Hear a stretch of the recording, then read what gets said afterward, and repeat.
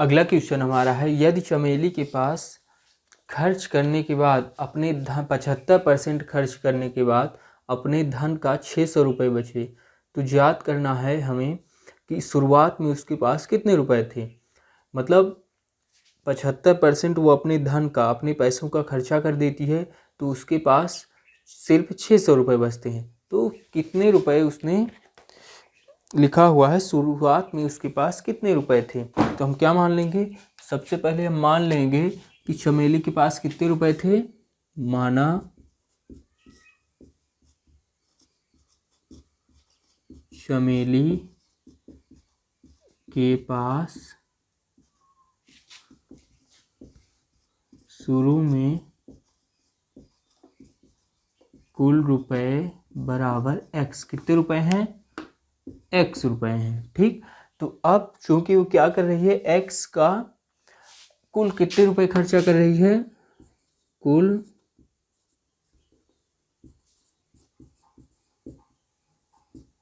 खर्च किए गए रुपए कितना है, 75%। मतलब अगर टोटल पैसा हमारे पास मान लीजिए 100 रुपये है, तो 100 रुपये का 100 का 75% खर्चा करते। मान लीजिए 200 है तो 200 का 75%। अब चूंकि यहाँ कितने रुपए हमारे पास, x रुपए है ना, तो x का कितने रुपए खर्च कर रही हो, 75% वो खर्चा कर रही है ना, x का 75% खर्चा कर रही है। तो कुल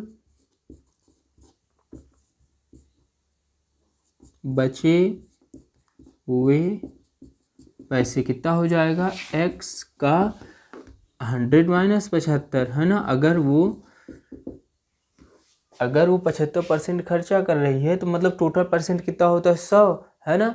तो 100 में से 75 घटा देंगे, मतलब 25% वो खर्चा नहीं कर रही है। 25 टोटल वैल्यू क्या होती है परसेंटेज की, 0 से 100, आपको पहले ही बताया जा चुका है।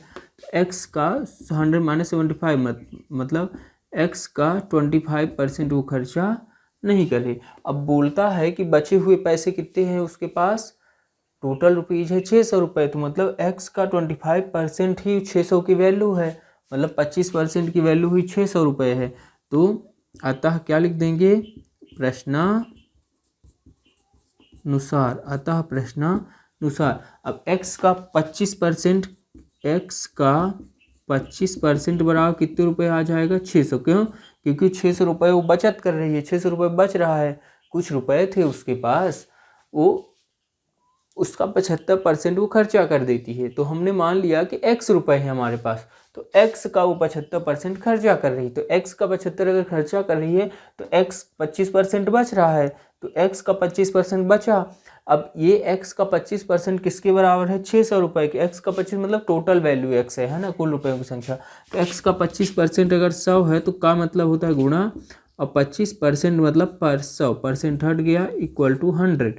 तो कितना हो जाएगा, x बराबर 600, तिर्यक गुणा हो जाएगा ना, 600 गुणे 100 भाग में है तो, और इधर ये गुणे में है तो यहाँ आया तो डिवाइड में हो गया। चाहे आप ऐसे लिख सकते थे पहले इसको, x गुणे 25 बराबर 600 गुणे क्रॉस मल्टीप्लाई तो 100, तो x बराबर हो जाएगा 600 गुणे 100, और भागे गुणे में है ना तो भाग हो जाएगा, है ना। अगर प्लस होता तो माइनस, माइनस होता तो प्लस, गुणे है तो भाग, भाग होता तो देखिए गुणा मल्टीप्लाई हो गया 100, है ना। अब 25 चौको 100, तो 600 और गुणे 4, तो x की वैल्यू कितनी आ गई, 499, 499, 4 6 24, 2400 रुपये उसके पास शुरुआत में थे। तो लिख देंगे, अतः चमेली के पास शुरू में 2400 रुपये थे। आप लिख लोगे ना, अतः चमेली के पास